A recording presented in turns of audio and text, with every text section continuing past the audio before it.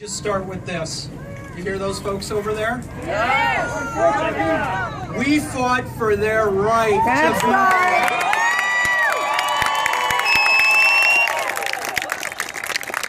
We laid our lives on the line so you could come, they could come, so you could be here, so they could be here. We fought for them. And yet they told us we weren't supposed to be here today. I'm proud to be here. I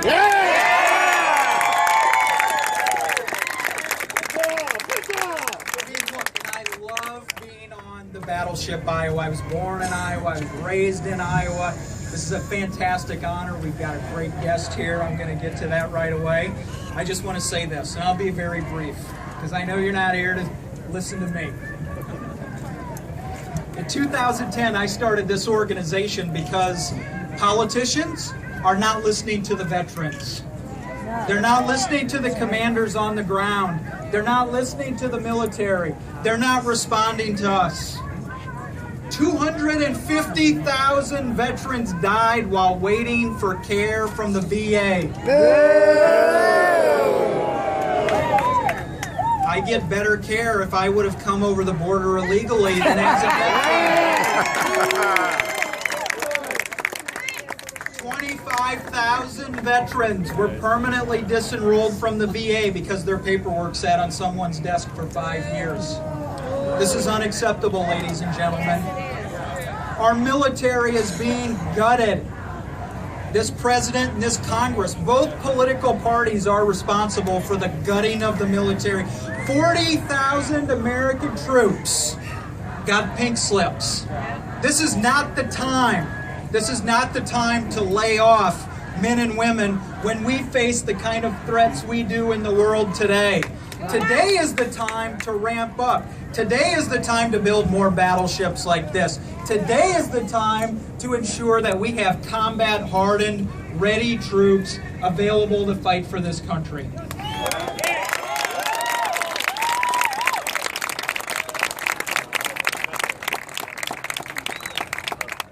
You know what? America has hired professional politicians to run this country for the last several decades. 6 United States presidents never served as president or never served in elected office before taking the presidency. 6 of them. I'm looking at the professional political class today, the people who were governors before becoming president, the people who were senators before becoming president, and then I'm taking a look at the people who are running for office today, these former governors and senators. We have the kind of problems we do in this country with the VA, with the Benghazi, with the gutting of the military, because they don't have courage. Amen. I want a president that has 1/10 of the same amount of courage that our men and women showed on the battlefield. I want a president who wants to take on the special interest to stop us from reforming the VA. I want a president who's willing to take on the special interest and fight them who stop us from being able to get rid of this sequestration, which guts our military. Who has the courage to do the right thing for our men and women. I want a president who will live up to the promise of Lincoln when he said, "We will care for those who were wounded in battle." Well, folks, I'm here to tell you today, you're not going to get that. You're not going to get that courage with the political class. It's time to consider somebody else. Yes. It is time to say to ourselves, do we really need a former governor? No. Do we need a current senator? No. Do we need a reformer businessman?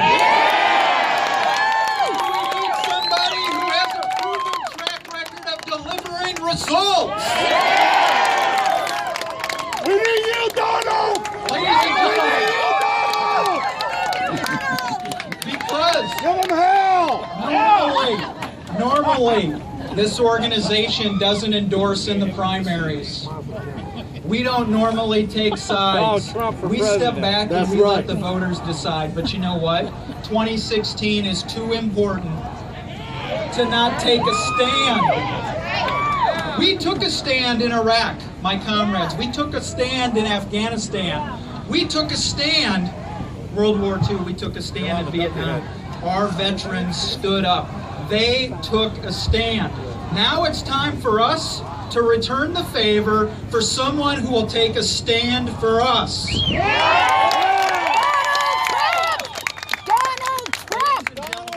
Donald Trump! I want a commander-in-chief with courage. That's why tonight, I'm proud to stand here and introduce to you the man who Veterans for a Strong America endorses to become the next president.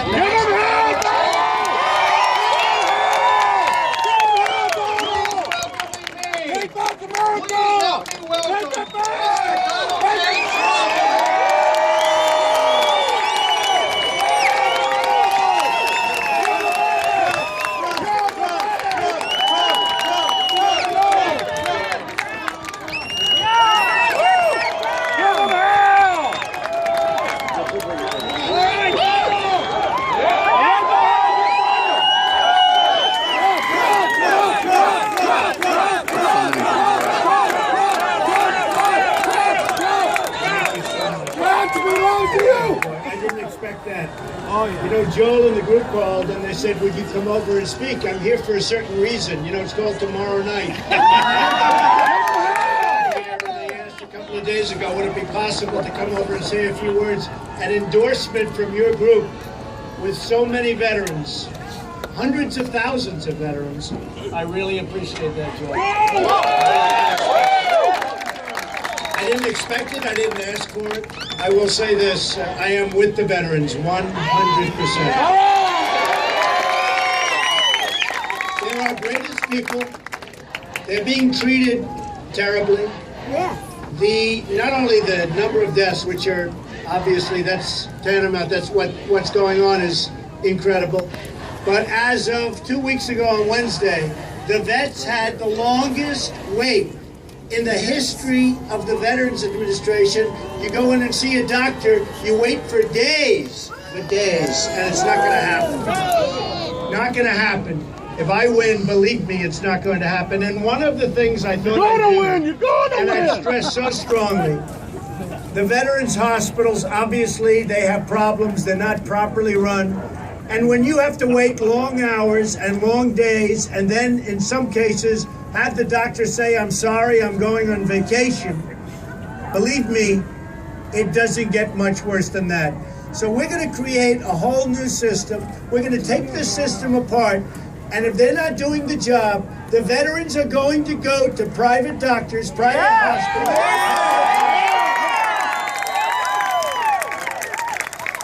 And we're going to reimburse those doctors and those hospitals. And you're going to get the greatest service of any veterans in any country because you deserve it. That's going to be broken down into something that's going to be very special. Right now, and you know it, we have illegal immigrants that are treated better by far than our veterans. It's not going to happen. Not going to happen. So, Joel, I just really appreciate it. So unexpected. To be here is an honor. They don't build ships like this anymore, folks, you know? We don't do them this way anymore. I actually said, what about recommissioning? Look at this thing. The largest guns in the world, most powerful guns. I learned a lot about the Iowa. By the way, Iowa is a great place for a lot of reasons. You know? We have been treated so well in the state of Iowa. It's been incredible. Number one on the polls, and we love those people. They're great. So this is a great ship. Hawkeye, he goes. This is a great ship, and that's a great state. I just want to say that we're going to come out with some plans in a very short time. We're going to be building up our military. We're going to make our military so big and so strong.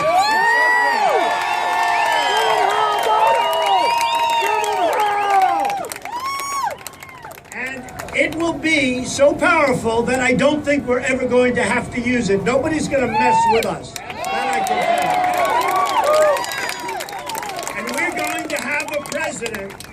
who's respected by Putin. That's right. Who's respected by Iran. You know, let's talk about, for 2 seconds, let's talk about the Iran deal. Now, Obama and his people call him the supreme leader of Iran. Obama talks about the supreme leader. Well, I'm not calling him a supreme leader. But he said the other day that after this rip-off deal is completed, he will never do business with the United States again. We're finished with the United States. They're taking $150 billion. They're getting a deal that's going to go right into nuclear weapons much sooner than you think. They're going to self-police. Think of that one. They are going to go and self-police. They got they have 24-day provisions.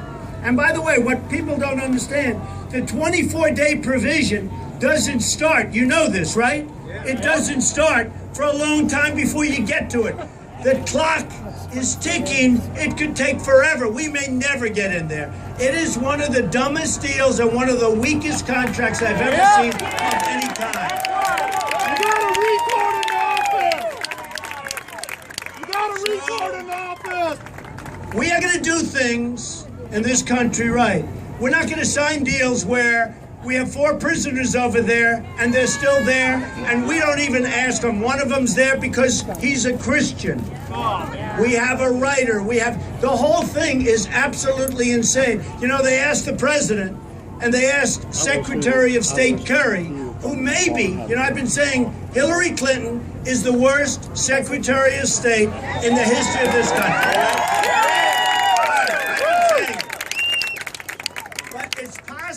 The world blew up around her. It blew up.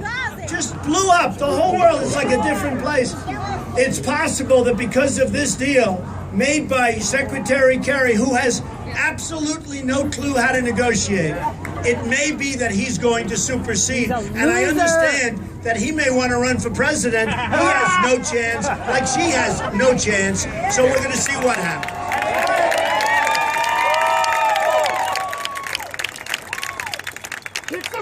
We have many problems in our country. One of them is immigration. Now, I took a tremendous hit when I brought up illegal immigration when I announced I was running for president. And for 2 weeks, I said, Rush Limbaugh, who's a great guy, he said he has suffered more incoming, meaning the press, than anybody I've seen. So what happened is you have now found out what illegal immigration is all about. And I am so happy that I'm the one that brought it to the fore, because it is a big problem. So you remember, for about 2 weeks, I said, boy, this is tougher than I thought running for president. And then you found out there's tremendous crime. There's tremendous drugs pouring across the border. Tremendous, beyond going to Chicago, going to New York, going to L.A., going all over our country. So the drugs pour in and the money pours out. Not a good deal. We get the drugs, they get the money. The drug cartels are going wild. They cannot believe how stupid our government is. They are making a fortune.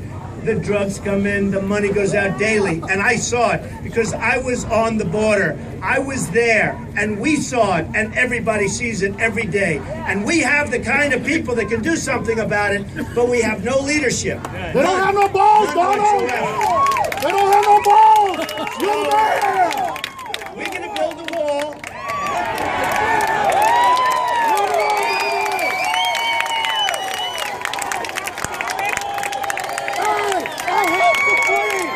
And Mexico's going to pay for the wall.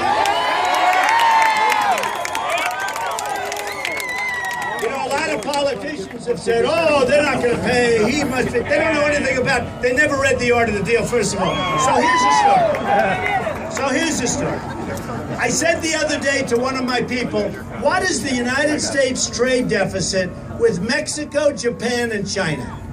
So let's start with China. Almost $400 billion a year. Now, if you have a company where you're losing $400 billion, you got to do something very fast. We don't. We've been losing hundreds of billions of dollars a year, frankly, for decades. Not going to happen anymore. Not going to happen anymore. With Japan, where their massive ships float right here, and they drop off the cars, right? They drop off thousands and thousands and thousands of cars, millions of cars, and we sell them beef. We sell them beef, and they don't want it because their farmers don't want our beef. They protest and they send it back. All right? It's not going to happen that way anymore. Now, with Mexico, and I love Mexico, I have many people from Mexico that work with me and they work for me and they buy my apartments. Same with China. I have so many people, they pay me millions and millions. What, am I supposed to hate China because they gave me millions of dollars to buy an apartment? I don't think so. I have the largest bank in the world as a tenant. It's from China. Bigger than any bank in this country by many times. They're from China. The problem we have is that the leaders of Mexico, Japan, China, and every other country that we do business with, they're smarter, more cunning, sharper than our leaders. I love free trade. The concept is great, but you need smart people. I have the smartest people in this country lined up. I know the smartest. I have Carl Icahn. I have the best business leaders, and they all want to do it. They're wealthy because they make good deals. Like me, I make good deals. You know, it's a talent. It's a talent. You can't be a politician. Look, I'm fighting some very nice people. Very nice, even though I'm leading in the polls. But they're very nice people.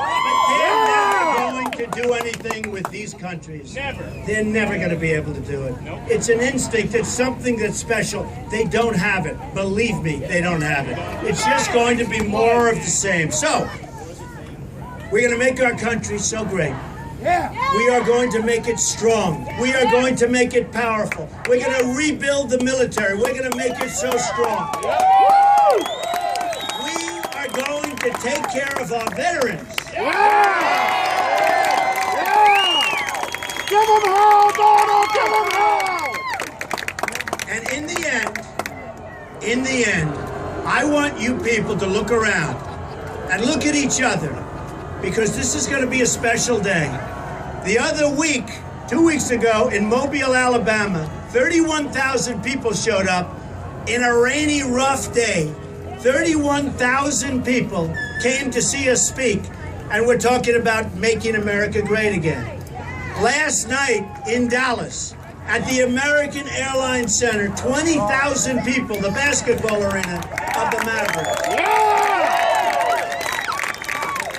20,000 people showed up, and I want to tell you, it was a love fest.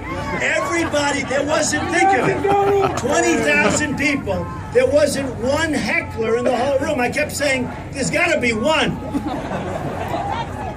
There was a word, 2 words that used to be used a lot, called silent majority. They stopped using them. The silent majority, believe me, is back. And I think we can use it somewhat differently. I don't think we have to call it a silent majority anymore. That's right. Because they're not silent. People are not silent. They're disgusted with our incompetent politicians. They're disgusted with the people that are giving our country away. They're disgusted when they tell the Border Patrol agents who are good people and can do the job. They're disgusted when they're allowed to, people just walk right in front of them and they're standing there helpless and people just pour into the country. They're disgusted when a woman who's 9 months pregnant walks across the border, has a baby, and you have to take care of that baby for the next 85 years. They're disgusted by what's happening to our country, and you're going to look around, you're going to remember who the people are that are here, because we're doing something special. This is a movement. We're going to make our country great again. Believe me, we will make